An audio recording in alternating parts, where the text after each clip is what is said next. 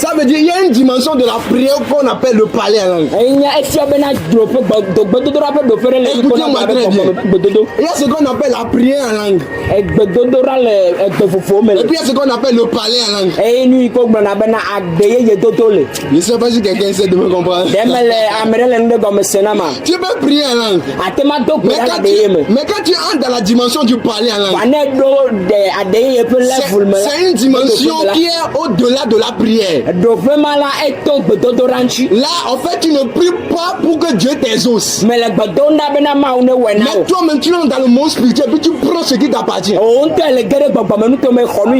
dire qu'il y a une dimension où Dieu ne t'exauce plus. Mais toi-même, tu entres dans le monde spirituel pour prendre ce qui t'appartient.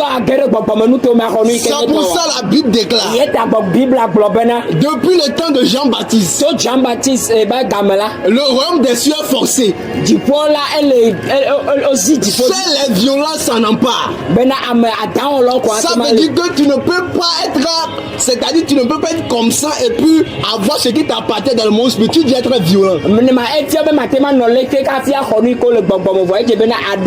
dans le monde spirituel, tu ne peux jamais être violent si longtemps que tu n'as pas de paroles d'imprécation. Je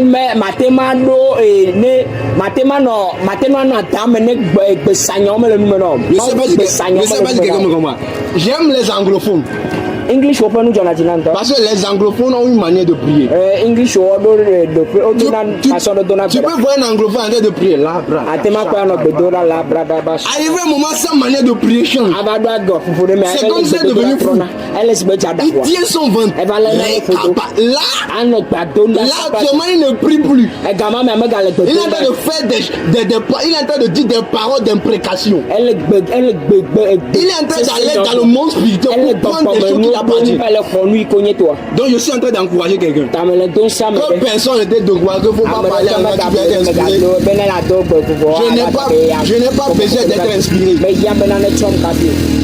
Est-ce que tu peux prendre 5 secondes pour rakataba, les bras aussi,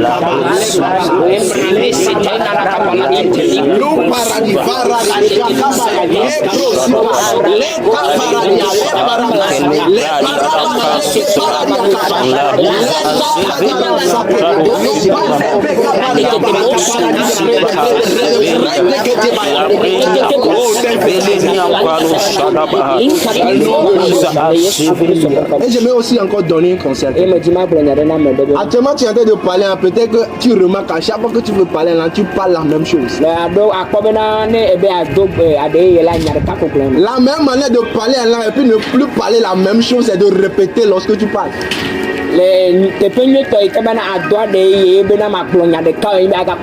C'est-à-dire, si c'est rababa que Dieu t'a donné, à chaque fois vous priez, si c'est rababa, le 5e jour, tu ne vas plus dire rababa. Parce que moi-même qui suis ici, mon parler langue avant c'était rababa. Parfois rabacha. Et dis qu'est-ce qui se passe? Arrivé moi je suis venu vers papa pour demander conseil. Papa dit si c'est rababa que tu as reçu, commence par parler seulement. À chaque fois pour dire rababa. Ça veut dire que tu ne vas pas parler rababa aujourd'hui et puis mardi tu ne vas pas parler. Parce que tu n'as qu'un seul langage rababa. Ça veut dire que dans la prière, si c'est rababa, il faut rababa. Il y a certaines personnes qui ont honte de leur langue. Le jour où tu vas dire rababa, arrivé un moment, tu ne vas plus dire rababa. Tu vas commencer par dire des choses que toi-même, en fait, tu es en train de demander. Est-ce que c'est moi qui est en train d'inventer des choses? Non, tu n'es pas en train d'inventer des choses. Même si tu es en train d'inventer des choses, l'esprit c'est l'invention. À chaque fois que c'est pas ton corps qui parle, mais c'est l'esprit qui parle. Donc, même si tu inventes ça. Je ne sais pas si quelqu'un essaie de me comprendre. Il y a des choses que tu peux écrire dans le monde spirituel si tu parles à la langue. Quelqu'un Quelqu'un me comprend?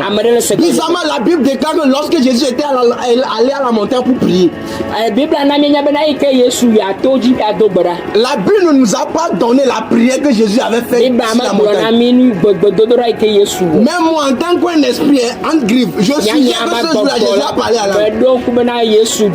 Parce que tu ne peux pas envoyer ton esprit sur les apôtres et puis ils vont parler en langue. Et puis toi-même qui as l'esprit là, tu ne peux pas parler en langue. Ça veut dire que lorsque Jésus était sur la terre, même lui-même il parlait en langue. Et c'est parce que Jésus c'est lui le commencement du parler en langue. Je suis en train de dire à quelqu'un, quand tu parles en langue, c'est Jésus que tu es en train de parler. Parce que c'est Jésus le parler en langue. Et c'est pas si quelqu'un essaie de me comprendre. J'ai dit quand tu parles en langue, c'est Jésus que tu es en train de parler. Quelqu'un essaie de me comprendre. Donc actuellement tu parles. Tu es sur la rakata. Regarde, moi parfois je parle en langue, je parle en langue. Je dépasse quelqu'un pense que je l'ai salué. Et on m'a dit bonsoir. Ah, je parlais en langue, je n'étais pas salué. Quelqu'un me comprend. Même quand tu mens, si ça te prend là, quelqu'un essaie de me comprendre. Peut-être il y a une dimension dans le monde spirituel que tu n'arrives pas à percer. Les gars, parlez en langue. Vous savez, le parler en langue même t'ouvre les yeux spirituels. Le parler en langue peut t'ouvrir des yeux spirituels. Les paradabas. Actuellement, je suis en train de parler par la grâce du Père. Je sens un nom dans mon esprit comme Pamela. Actuellement, je suis en train de parler d'un Pamela, en fait, qui veut prendre certaines décisions actuellement. Je sais pas si ce Pamela est dans Gélel. Mais sûrement que cette Pamela est dans Gélel. Quelqu'un me comprend? Je viens de parler en langue. Au moins 2 secondes. Ça veut dire que si je prends mon temps pour parler en langue, pour 1 minute, regardez ce que je peux dire. Quelqu'un sait me comprendre. Donc il ne faut pas minimiser ton parler. Même actuellement, si tu ne sens plus la présence de Dieu, il faut parler en langue. Les gars, la même manière même de provoquer la présence de Dieu, c'est le parler en langue. Parce que quand tu es en train de parler en langue, en fait tu es en train de parler la langue de Dieu, alors tu es en train de dire à Dieu, Seigneur, j'ai besoin de toi. Je dis au nom de Jésus. Amen. Car l'esprit que Dieu nous a donné ne nous rend pas timides. Okay. Au contraire, cet esprit nous remplit de force, d'amour et de maîtrise de soi.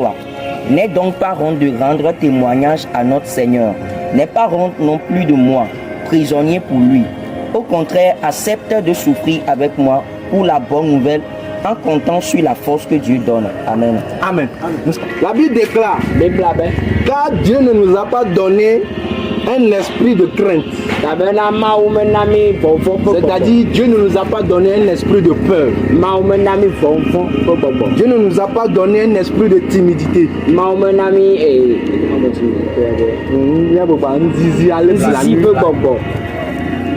Mais plutôt un esprit de puissance et d'amour et de conseil. Amen. Non, ça veut dire que ici, la Bible est en train de nous dire que quand tu remarques que tu es souvent timide, ça veut dire que ce n'est pas le Saint-Esprit. Parce que la Bible nous dit que ce n'est pas l'esprit de timidité que Dieu nous a donné. Actuellement, si tu remarques que tu es timide, ce n'est pas le Saint-Esprit. Si tu remarques que tu as souvent honte, en train de prêcher l'évangile, ça veut dire que ce n'est pas le Saint-Esprit. Ça veut même dire que tu n'as pas encore reçu le Saint-Esprit. Parce que j'ai lu l'histoire d'un homme dans la Bible. Son nom était Pierre. La Bible déclare que le jour va commencer par pousser Jésus sur la croix. Il y a certaines personnes qui viennent chez Pierre pour demander à Pierre, Pierre, actuellement on est en train de crucifier ton maître. Est-ce que tu ne connais pas le gars qu'on a fait? Pierre va dire, moi, je ne connais pas le gars. Les gars vont dire, Toi, Pierre. Oh, Peter. C'était pas toi le disciple qui était proche de Jésus. Comme j'étais la seule, Pierre va dire que nous sommes des jumeaux. Ça veut dire que Pierre avait honte. Pierre avait la crainte. Pierre avait peur. 3 personnes veulent demander la même chose à Pierre. Mais Pierre va refuser. Pourquoi? Parce que Pierre avait honte. Pierre n'avait pas encore reçu le Saint-Esprit. Mais la Bible déclare que le jour de la Pentecôte, lorsque le Saint-Esprit va descendre sur les apôtres, parce que remarquez même les apôtres, Pierre était dedans. La Bible déclare que lorsque le Saint-Esprit va descendre sur Pierre, Pierre entend qu'il avait peur. La Bible déclare que ce jour-là, Pierre même va prendre le devant. Ça veut dire que quand tu as le Saint-Esprit, tu n'es plus derrière. Tu es devant. Parce que la dimension d'être derrière, c'est lorsque tu as honte. C'est lorsque tu te caches. On te dit, est-ce que tu connais Jésus? Moi. En fait, avant tu m'avais vu à l'église. C'était pour acheter pain. Sinon, moi-même, à l'église. Parce que tu as honte de Jésus. Mais la Bible déclare que le jour où le Saint-Esprit va descendre sur Pierre. La Bible déclare même que Pierre va prêcher ce jour l'évangile. La Bible déclare que plus de 3000 personnes étaient converties. Sans compter les femmes et les enfants. Regardez cette dimension du Saint-Esprit qui était descendu sur Pierre. Donc comment tu peux me dire que tu as le Saint-Esprit? Parce que quand tu as le Saint-Esprit, tu fais comme Pierre. Comme Pierre, mais c'est petit. Tu fais pire que Pierre. Je ne sais pas si quelqu'un me comprend. Dis à ton frère, est-ce que tu as le Saint-Esprit? La fois dernière, je sais que Dieu est en train de dire que nous allons aller dans des ghettos. Aussi longtemps que tu n'as pas un cœur du lion, tu ne peux pas aller dans un ghetto. Aussi longtemps que tu ne prends pas ton cœur comme Pierre. Arrivé un moment, Pierre ne comprenait pas son nom. Pierre, c'est le roc. Mais arrivé un moment, on demande au roc, est-ce que tu connais Jésus? Il dit, je ne le connais pas Jésus. Pierre s'appelle Pierre veut dire ce qui est dur. Ça veut dire que tu as le Saint-Esprit, mais pour le moment, tu ne connais pas ton identité. Parce que tu peux faire pire que Pierre. Je ne sais pas si quelqu'un me comprend. Et la Bible a juste parlé de Pierre. Mais la Bible n'a pas parlé de Jean. Parce que la Bible déclare que Jean était le disciple qui mettait sa tête au cœur de Jésus. Remarquez, quand le Saint-Esprit était venu sur Jean, remarquez, c'était ce Jean-là qui a écrit le livre d'Apocalypse. Ça veut dire que tu ne peux pas avoir le Saint-Esprit puis rester naturel. Quand tu as le Saint-Esprit et puis les gens te traitent comme tu es normal, ça veut dire qu'il y a une dimension du Saint-Esprit que tu n'as pas.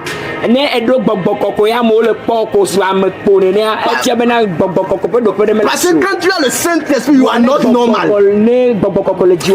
Tu n'es plus normal. Parce que les gens te regardent et puis ils te disent que cette personne est normale. Mais en réalité, tu n'es plus normal. Parce que tu viens d'avoir avec toi le chef de tous les esprits. Le Saint-Esprit, c'est le chef de tous les esprits. Donc ça veut dire que tu as ce chef avec toi. Donc ce qu'un démon peut faire, tu peux faire pire que ça. Si un démon peut déployer la puissance, tu peux déployer la puissance. C'est-à-dire, si tu déploies la puissance au temple, les démons même disent vieux père, je crois que moi c'est moi qui suis fort. Mais toi, tu es plus fort que moi. Pourquoi? Parce que tu as le chef des esprits. Est-ce qu'on peut prendre nos cœurs pour aller dans des ghettos. Et que combien de Dieu a Parce que pour aller dans des ghettos, tu dois avoir conscience que tu as le Saint-Esprit. et kapia ine ne mabe te pe do la nya bena gbogbo koko la. Parce que aller dans des ghettos, c'est aller à la guerre. Ado ai ghetto me ya apa petit igwe. Je sais pas si quelqu'un sait de Me nya na me le sene go me na mo. Les ghettos, c'est pas seulement des gens qui fument. Ghetto me nya me ko yo na nuko. Ce sont des gens qui sont accompagnés des